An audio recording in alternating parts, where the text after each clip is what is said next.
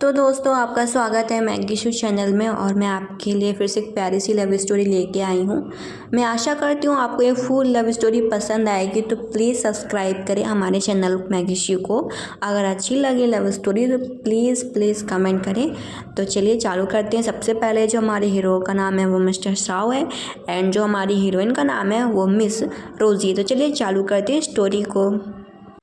तो दोस्तों आज हम प्यारी सी स्टोरी लेके आए हैं जहाँ पे हमारी हीरोइन से मिल लेते हैं, जो कि हैरान हो जाती है कि उसने किसके साथ नाइट स्पेंड करी, और बोलती है क्या ये सपना नहीं है, और वो याद करती है। यहाँ पे हमारी हीरोइन का नाम रोज़े होता है और वो बैठी होती है एक बिजनेस मीटिंग के लिए। तब भी उसके पास कोई ड्रिंक रख जाता है, वो इतना ध्यान नहीं देती, उस ड्रिंक को पी लेती है। और उसके बाद उसको फ़ोन आता है कि उसे जो उसका जो बॉयफ्रेंड ने धोखा दे रहा है किसी और लड़की के साथ, और जो उसकी मैनेजर वाली पोजीशन थी वो भी किसी ने छीन ली है। तो कुछ नहीं बोलती और अपनी ड्रिंक पीती है और देखती है कि जो उसका एक्स बॉयफ्रेंड गु है वो किसी और लड़की के साथ फ्लर्ट कर रहा है। वो सोचती है कि वो ऐसे घटिया इंसान को अपना बॉयफ्रेंड कैसे बना सकती थी। इसके बाद वो उसका मजाक उड़ा रहा होता है कि ये देखो मेरी एक्स गर्लफ्रेंड रोज है। वो कहती है बहुत ज़्यादा बोरिंग है, तो इतनी सुंदर भी नहीं दिखती। और फिर वो दोनों वहाँ से चले जाते हैं। वेटर देखता है कि उसे ड्रग दे दिया गया और पता चलता है ये सब वो मिस्टर कुक के इशारों पे ही कर रहा था। थोड़ी देर बाद हमारी हीरोइन को नशा चढ़ने लगता है।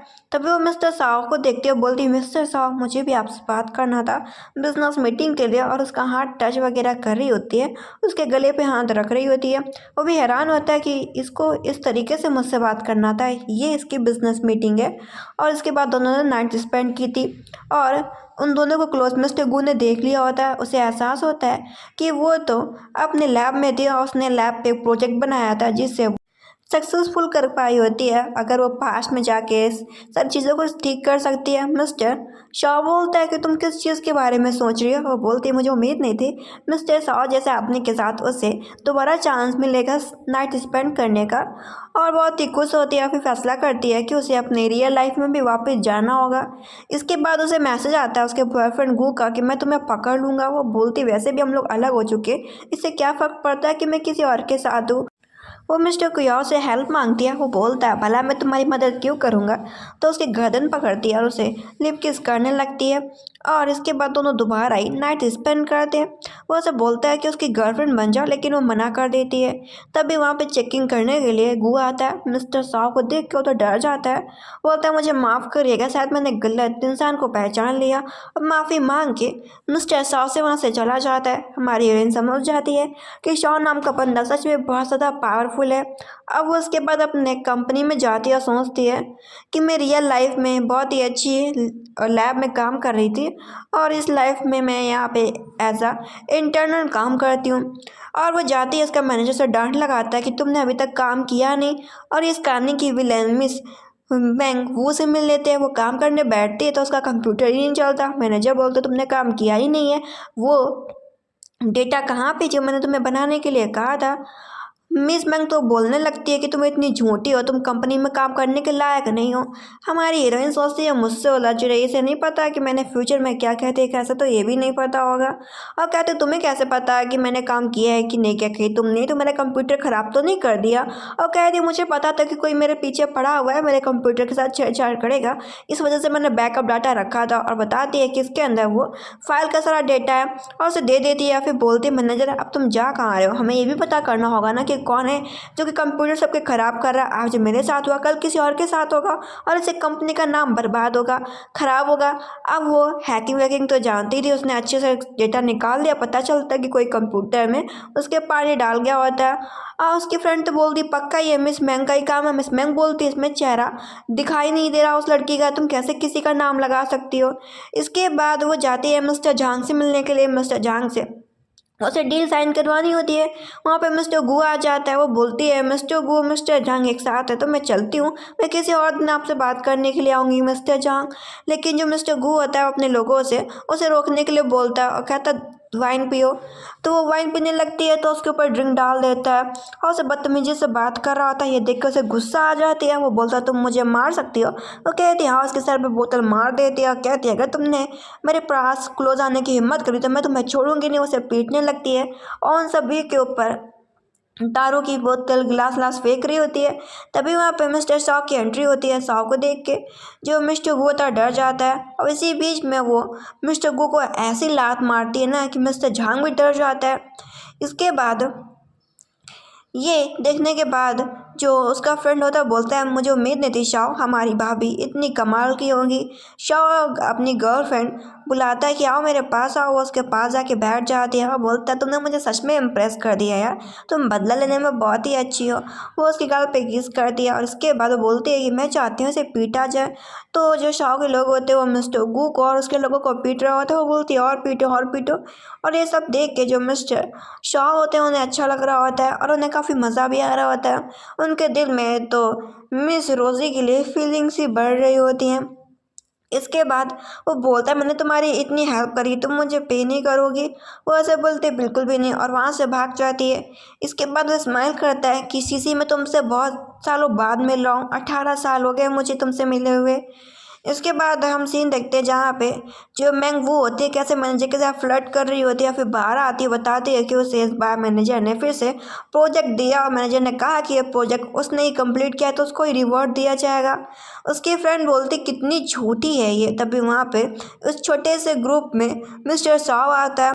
मैनेजर भी हैरान हो जाता है कि साव ग्रुप का मालिक इस छोटे से ग्रुप में क्या कर रहा है। मिस मैंग के तो खैर में लड्डू फूटने लगते हैं। रोजे को पता होता है कि जो मिस्टर साव है वो सिर्फ उसके लिए इस कंपनी में आया है और वो इस कंपनी में उसके लिए ये डील कर रहा है, इन्वेस्ट कर रहा है। वो तो समझ जाती है और जो मैंग होती है वो देख रही होती है कि कैसे जो मिस्टर शॉ का ध्यान है वो सिर्फ रोजे की तरफ है। तो जेलसी के मारे उसके पास जाती है, बोलती है कि तुम्हारा बॉयफ्रेंड तो गू था ना, गू के पीछे जाओ ना। वो बोलते हैं मैं गू को पसंद नहीं करती, तुमसे क्या मतलब है कि मेरी लाइफ में कौन है कौन नहीं है। वो अपना शांति से काम कर रही होती है तो उसे काम भी नहीं करने दे रही होती। वो स्क्रिप्ट पढ़ रही होती है तो उसके स्क्रिप्ट में पानी डाल देती है, कॉफ़ी डाल देती है और बोलती है कि तुम अभी भी दिखावा करती हो कि तुम बहुत ही अच्छी हो। उसके ऊपर कॉफ़ी फेंकने लगती है तो वो गुस्सा आ जाती है एटलीस्ट कि मैं तुमसे बात नहीं करना चाहती तो तुम मुझसे ज़बरदस्ती बात क्यों कर रही हो। और मेरी लाइफ में मैं कुछ भी करूँ ना करूँ कैसे भी करूँ ये मेरी मर्ज़ी है। उसके मुंह में कागज़ ठोक देती है कि तुम बहुत ज़्यादा बोलती हो। वो बोलती कि तुम्हें क्या लगता है कि तुम मिस्टर शाह को सेड्यूस कर सकती हो, वो तुम्हें फेंक देगा। वो उसे बोलती है उससे क्या मतलब है कि मैं मिस्टर शाह के पास जा रही हूँ, मिस्टर गू के पास जा रही हूँ, किसके पास जा रही हूँ, तुमसे क्या लेना देना है, मेरी लाइफ है। और वहाँ से जा रही होती है और हैरान होती है कि सामने मिस्टर शाह खड़ा है, कहीं इसने मेरी सारी बातें तो सुन तो नहीं ली। फिर वहाँ से खिसक जाती है कि शायद इसने मेरी सारी बातें सुन ली होगी। अब वो अपनी फ्रेंड के साथ बात करते हुए जा रही होती है। फ्रेंड बोलती है अच्छे से घर जाना और टाइम पे पहुँच के मुझे कॉल एक बार ज़रूर कर देना। वो कहती ठीक है। वो जा रही होती तभी अपनी कार में बैठने वाली होती है, तभी उसे कोई किडनैप कर लेता है। वो इसी बीच में तुरंत ही मिस्टर शॉ को फ़ोन कर देती है। अब वो देखती है और अपनी आंखें खोलती है तो वो देखती है कि वो मिस्टर गू के घर में, और वो हैरान होती है कि वो उसके घर में क्या कर रही है। वो बोलता है कि पिछली बार तूने मुझे पीटा था ना, इस बार देख तुझे कौन बचाने आता, तुझे कोई भी इस बार नहीं बचाएगा। और उसे मार रहा होता है कि तेरी इतनी हिम्मत होगी कि तूने मुझे मिस्टर झांग के सामने पीटा। हाँ तू इतनी चालाक है, तेरे पास इतना दिमाग है। और उसे पीट रहा होता है, जबरदस्ती दारू भी पिला रहा होता है कि पी इसे पी इसे। वो उसे बोल रही होती कि अगर तुमने मुझे टच किया ना तो तुम्हें मिस्टर साहब छोड़ेगा नहीं। वो बोलता है वो कहाँ से आ जाएगा। तभी पीछे से मिस्टर साहब की एंट्री होती है और वो देखते हैं कि जो गू है काफ़ी बदतमीज़ी कर रहा है तो उसे लात मार के गिराते भी हैं और उसको काफ़ी धोते भी हैं, मुक्केबाजी करते हैं। और जो वहाँ पे कांच का शीशा भी रखा होता है ना उसके सर पे दे मारते हैं। उसके बाद वो अपने लोगों को बुलवाते जो कि मिस्टर गू को पकड़ के अच्छे से धोते भी हैं, पीटते भी हैं। फिर मिस्टर गू को पकड़ के जेल में डाल दिया जाता है हमेशा के लिए। इसके बाद जो हमारी हीरोइन होती है वो मिस्टर साहू से बोलती है कि फाइनली तुम मुझे बचाने के लिए आ गए मिस्टर साहू, और बोलती है मेरी हेल्प करो, मुझे ड्रिंक पिलाया गया है। वो सब बोलता है कि तुम मुझसे खुद ही हेल्प मांग रही हो। वो कहती है हाँ। इसके बाद वो अगले दिन अपनी आँख खोलती है तो देखती है कि वो तो सो रही है, लेकिन मिस्टर साहब पहले ही उठ चुका है। वो उसे बोलता है तुम ठीक हो ना, और उसको बोलता है मैं तुम्हारे गले में चोट लगी है, मैं मेडिसिन अप्लाई कर देता हूँ। वो सोच में पड़ जाती है कि क्या कल उनके बीच में कुछ हुआ था। मिस्टर साहब बोलता है क्या सोच रही हो। वो उसे बोलती है कि तुमने मेरी इतनी हेल्प करी, मुझे तुम्हें बदले में रिवॉर्ड देना चाहिए। और वो अपना ऊपर से कोट हटा रही होती है। वो उसे बोलता है ये सब करने की कोई भी ज़रूरत नहीं है। और बोलता है कि अगली बार से बच के रहना और मैं तुम्हारे घर का जो पासवर्ड वगैरह है उसे चेंज करा दूंगा। वो कहती ठीक है। इसके बाद चली जाती है। मिस्टर साव सोचता है सीसी अब तो मुझसे बच नहीं सकती हो।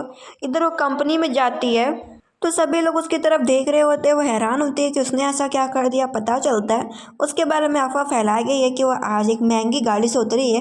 पक्का उसने किसी ओल्ड बूढ़े आदमी को फंसा रखा होगा। वो समझ जाती है कि करा धरा मिस मैंग का ही होगा तो सीधा पुलिस को फ़ोन करने लगती है। मिस मैंग बोलती है पुलिस को फ़ोन क्यों कर रही है। वो बोलती है कि मेरे बारे में कोई अफवाह फैला रहा, मैं भला पुलिस को फ़ोन क्यों नहीं करूँगी। तभी वहाँ पर डायरेक्टर आ जाते हैं जो कि काफ़ी दिन से छुट्टी पे थी क्योंकि उनकी तबीयत ख़राब होती है। डायरेक्टर बोलती है ये सारी चीज़ें इस कंपनी से बिलोंग करती हैं तो जो भी कुछ मामला होगा मैं देखूंगी। और उसे अपने रूम में बुलाती हैं और बताती हैं कि तुम आज जिस जगह पे हो कुछ साल पहले मैं भी इस जगह पे थी। लोग मुझे फर्जी में बुली किया करते थे लेकिन मैंने अपने आप को मजबूत बनाया। और कहती है मुझे पता भी है कि मैं और जो मैनेजर है मिले चल रहे हैं और मैनेजर भी अच्छे से काम नहीं कर रहा। अगर तुम मिस्टर जहान से मुझे प्रोजेक्ट दिला सकती हो तो मैं तुम्हें मैनेजर की पोस्ट दे दूंगी और तुम्हें समझना चाहिए इस बात को। तो वो मिसेस झांग से मिलने के लिए जाती है। पता चलता है मिस्टर झांग मिसेस झांग का भाई होता है और उसका पति मैनेजर होता है। वो मिसेस झांग को बताती है कि आपको डिवोर्स ले लेना चाहिए और मैं इस कंपनी में काम करती हूँ और जो मेरे कंपनी में एक लड़की है वो आपके पति को फंसा रही है। वो कहती है कि भला मैं तुम्हारी बात क्यों मानूँ। वो उसे प्रूफ दिखाती है और कहती है आपको डिवोर्स ले लेना चाहिए। अगर आप सही टाइम पर डिवोर्स लेंगी तो शायद आपको प्रॉपर्टी में आधा हिस्सा मिल जाएगा क्योंकि आपके पति मैनेजर ने आपको पहले चीट किया और आप इतनी अच्छी फैमिली से बिलोंग करती है झांग फैमिली से। आपने ऐसे आदमी से शादी भला क्यों करी। उन्हें भी लगता है कि वो डिवोर्स लेके अपनी नई लाइफ स्टार्ट कर सकते हैं क्योंकि उनका पति बहुत लड़कियों के साथ अफेयर चला रहा था। इधर वो देखती है तभी उसकी नजर मिस्टर शॉप पे पड़ जाती है जो कि वहाँ पे बैडमिंटन खेल रहा होता है बैट बॉल। वो बोलता है कि तुम इतना मुझसे दूर दूर क्यों भाग रही हो। वो बोलती है कि हम लोग गर्लफ्रेंड बॉयफ्रेंड नहीं है और ना तुम मेरे हस्बैंड हो। तभी वहाँ पे जो वो बोलता है जो बैट बॉल खेलते हैं तभी जो एक लड़की होती है वो जो पसंद किया करती थी मिस्टर शॉ को और वो शॉ के करीब इस लड़की को देख के जेलस होती है। तो हमारी हीरोइन रोजी को बैट बॉल में पीट रही होती है जहाँ पे रोजी को लगता है कि ये जानबूझ के इसने मेरे सर पे बॉल मारी थी। तो वो भी बदला लेने के लिए उसी लड़की मिसलिन से बैट बॉल खेल रही होती है। मिसलिन को इतना पीटती है कि हाथ पैर में उसके बॉल लगी जा रही होती है। मिसलिन बोलती है तुम जानबूझ के कर रही हो। हमारी हीरोइन बोलती है कि मैं जानबूझ के नहीं कर रही, आप ही ने पहले चालू किया था और आपने कहा था कि गेम से मतलब इससे क्या फ़र्क पड़ता है कि किसको कहाँ चोट लग रही है। अब वो जा रही होती है तो जो मिसलिन होती है उसे धक्का दे रही होती है सीढ़ियों से कि वो मर जाए और बोलती है कि तुम कब तक बचोगी। मिस्टर साहब सिर्फ मेरा है उससे तुम दूर रहना नहीं तो मैं तुम्हें छोड़ूंगी नहीं। जहाँ पे हमारी हीरोइन को लगता है कि जो मिस ली ने सच में बहुत ज़्यादा बदतमीज लड़की है तो उसकी गर्दन पकड़ती है और उसका हाथ पकड़ के मोड़ देती है और कहती है कि तुम मुझे मारना चाहते हो। अगर मैं कंप्लेन करूँ ना पुलिस में तो तुम्हें ज़िंदगी भर के लिए जेल हो जाएगी और तुम्हारा ये पैसा मारा मारा फिरेगा, कोई भी तुम्हें बचाने के लिए नहीं आएगा। और तुम्हें किस हिम्मत से अपने आप को यंग लेडी बोलती है, तुम्हें तो तमीज़ भी नहीं है। शॉ का फ्रेंड आ जाता है कि तुम सच में लिन बहुत ही घटिया हो और अपने दोस्त से बोलता है कि अगर तुम फ्यूचर में लिन को लेके आए ना कहीं भी तो मैं तुम्हें छोड़ूंगा नहीं। ये आके हमेशा परेशानी खड़ी करती है। इसके बाद हमारी हीरोइन रोजे जा रही होती है, उसके पैर में चोट भी आ गई होती है क्योंकि लिन ने उसे ऊपर से धक्का दिया होता है तो उसके पैर में टाइल्स लग गई होती है। अब वो रास्ते पे जा रही होती है तभी उसका फ्रेंड मिलने के लिए आ जाता है और बोलता है तुम कैसी हो। और जो ये उसका फ्रेंड था वो भी अनाथालय में ही अनाथ था बेचारा, अनाथालय में उसके साथ रहा करता था। वो देखता है उसके पैर में चोट लगी है तो उसे उठा लेता है। वो याद करती है कि प्रेजेंट में जब वो प्रोजेक्ट पे काम कर रहे होते हैं तो उसके फ्रेंड ने बोला था डू ने कि अगर ये प्रोजेक्ट सक्सेसफुल हो जाता है तो मैं पास्ट में जाके अपने मॉम डैड से मिलूँगा। वो कहती है अच्छा।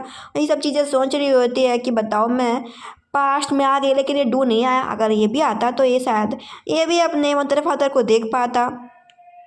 इसके बाद ये सब जेलसी से दूर से देख रहा होता है। मिस्टर साउ से जेलस फील हो रहा होता है तो जिस कार में रोज़े बैठी होती है उस कार को आगे जाने नहीं दे रहा होता, उसे फ़ोन करके कार के बाहर बुलवाता है। वो समझ जाती है कि पक्का ये मिस्टर साउ होगा और वो उसे उठा के लेके जाता है और वो सब बोलता है कि तुम इस लड़के के करीब क्यों थी। वो बताती है कि जब उसके माँ बाप मर गए थे तब वो अनाथालय में रहा करती थी और तब वो मिस्टर डू से मिली थी। वह उसका अच्छा फ्रेंड था और हम लोग बहुत ही अच्छे फ्रेंड हैं। वो मेरी केयर भी करता है और वो उसे बोलता है कि मैं लिन की तरफ से माफ़ी मांगता हूँ। वो उसे बोलती है हम लोगों का रिलेशन कुछ भी नहीं है और ना मैं जेलस हूँ। तुम लिन के साथ रहो किसी के साथ रहो मुझे ऐसा फ़र्क नहीं पड़ता। वो बोलता है मैंने तुम्हारे घर का लॉकर चेंज करा दिया जिससे तुम मिस्टर गुस और भी बुरे लोगों से बच के रहो। वो जा रहा होता है। वो सब बोलते हैं कि बाहर बारिश होने वाली है, अगर तुम रुकना चाहो तो रुक सकते हो। ये सुनना ही था कि वो अपने पैर तुरंत ही मोड़ लेता है और उसके हाथ से चाबी लेता है, दरवाज़ा खोल देता है और बड़े हंसते हुए चेहरे से बोलता है कि खड़ी क्या हो, अंदर आओ। वो हैरान हो जाते हैं कि कितना बेशर्म है ये। अगर ये चाहता तो मना भी कर सकता था कि नहीं मैं अपने घर जा रहा हूँ, लेकिन इसे भी मेरे घर में रहने की इतनी खुशी होती है। अब वो उसके पैर में दवा लगा रहा होता है। वो उससे उसके माँ बाप के बारे में पूछता है। वो बताती है कि उसके माँ बाप थे लेकिन एक लड़की ने उसके फादर के ऊपर केस लगा दिया कि उसके फादर ने छेड़छाड़ करी थी और उसके फादर ने अपने आप को प्रूफ करने के लिए सुसाइड कर लिया और यही हाल उसकी मॉम के साथ था। इस वजह से उसकी पूरी फैमिली ख़त्म हो गई और उसके माँ बाप के मरने के बाद वो अनाथालय में रहने लगी जाके। वो बोलता तुम्हारे फादर तो ऐसे नहीं थे। वो बोलती क्या तुम मेरे फादर को जानते हो। ये सुनने के बाद वो याद करता है कि वो रोज़े के फादर से मिल चुका है। रोज़े के फादर ने उसे बताया था कि ये मेरी डॉटर रोज़े है, इसके दो नाम है शीशी और रोज़ी। हम बस तीन लोग हैं, उसकी माँ और मैं और मेरी प्यारी बेटी रोज़ी। वो बोलता है कि मैं तो बस शौक परवाह का नाजायज़ बेटा, मुझे कोई भी प्यार नहीं करता। जहाँ पे रोज़ी के फादर ने बोला होता है कि मैं तुम में और अपनी डॉटर रोज़ी में बिल्कुल भी फ़र्क नहीं करता हूँ। वो उसे बोलता है कि तुम बुरा मत मानो, तुम्हारे फादर के बारे में जो कुछ भी सच है मैं प्रूव करके निकालूंगा कि वो कभी ऐसे नहीं थे। वो उसे बोलती तुम क्या सच में मेरी मदद करोगे मेरे फादर का सच पता करने में कि ऐसा किसने किया। वो उसे बोलता है कि हाँ मैं तुम्हारी मदद करूँगा। वो बोलता है ठीक है। फिर उससे बोलता है कि इसमें वैसे मेरा फ़ायदा क्या होगा, मेरा रिवॉर्ड क्या होगा। वो उससे बोलती तुम्हें तुम्हारा रिवॉर्ड चाहिए और कहती ठीक है फिर मैं तुम्हें तुम्हारा रिवॉर्ड और अभी और इसी वक्त देती हूँ। और इसके बाद वो हमारी हीरोइन के साथ नाइट स्पेंड करता है। इसके बाद हम सीन ये देखते हैं कि वह कंपनी में जाते हैं और उसे बहुत ही अच्छा सुबह सुबह मॉर्निंग एक शो देखने को मिलता है जहाँ पे मिसेस जांग बोल रही होती है कि मिस वैंग तुमने मेरे पति को सेड्यूस किया, तुम्हें शर्म नहीं आती अपने कंपनी के लोगों को सेड्यूस करके पोजीशन पा रहे हो। ये सब देख के उसे मज़ा आ रहा होता है क्योंकि मिस वैंग ने उसके ऊपर अभी ऐसे इल्ज़ाम लगाए होते हैं और आज मिस वैंग का भी यही हालात हो रहा होता है। उसका पति बोल रहा होता है तुम गलत समझ रही हो, लेकिन वो बोल देती है कि मैं तुम्हें डिवोर्स देना चाहती हूँ। डायरेक्टर आ जाते हैं, बोलते हैं यहाँ पे क्या तमाशा चल रहा है। मिसेस जांग बोलते हैं अगर ये सब चलता रहा तो मैं जांग का कॉन्ट्रैक्ट आपकी कंपनी में नहीं देने वाली क्योंकि आपकी कंपनी के लोग मेरे पति को सेड्यूस करें। डायरेक्टर बोलते हैं हम इस मैटर को अभी सॉल्व कर देते हैं क्योंकि जांग परिवार का कॉन्ट्रैक्ट हमारी कंपनी के लिए बहुत ही ज़रूरी है और मिसिस वन को कंपनी से निकाल दिया जाता है। मिस वन बोल रही होती है कि तुमने ये सब जानबूझ के किया है ना रोज़े। रोज़े बोलती है अगर तुम अपने आप को सच में अच्छा इंसान मानती हो तो जाओ पुलिस में कंप्लेन करो क्योंकि तुम सच में बहुत ही बुरी हो। इसके बाद मैनेजर को भी उसके काम से मैनेजर की पोस्ट से हटा दिया जाता है। बस उसे सिंपल सा कंपनी में वर्कर रखा जाता है और उसे रोज़ी को हमारी हीरोइन को मैनेजर बना दिया जाता है और बोलती है कि मैनेजर रोज़ी डिज़र्व करती है क्योंकि वो बहुत ही अच्छा काम करती है। रोज़ी स्माइल करती है और उसके लिए उसकी फ्रेंड भी हैप्पी होती है। इसके बाद हम देखते हैं कि उसे पार्टी देने के लिए उसकी फ्रेंड ने तैयारियां की होती है और उसने उसके बॉयफ्रेंड मिस्टर शाह को भी बुलवाया होता है और उसे बोलती है तुम यहाँ पे कैसे। वो बोलता है कि मैं तुम्हारे लिए खुश हूँ क्योंकि तुम्हें मैनेजर बना दिया गया। उसे टच कर रहा होता है और पीछे पीछे शाह के पीछे पीछे मिस लिन भी आ गई होती है। ये सब देख के वो चिढ़ रही होती है और हमारी हीरोइन को बहुत कुछ बुला भला बोल देती है।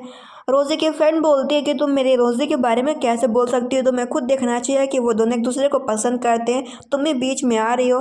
लेकिन जो लीन होती मानती नहीं तो उसका फ्रेंड उसे लेके जाता है कि तुम बिल्कुल पागल हो क्या, वो लोग तुम्हारा वेलकम नहीं किया कर रहे, तुम तब भी वहाँ पे जा रही हो।